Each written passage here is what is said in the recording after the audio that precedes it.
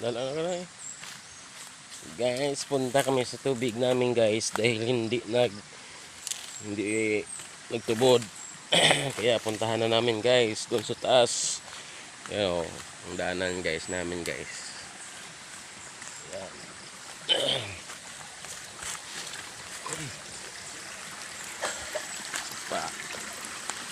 Sapa guys.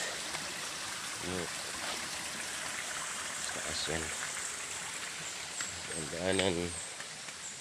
Yung tubig namin hindi nagtubod. Kaya anuhin namin guys. O, ampo.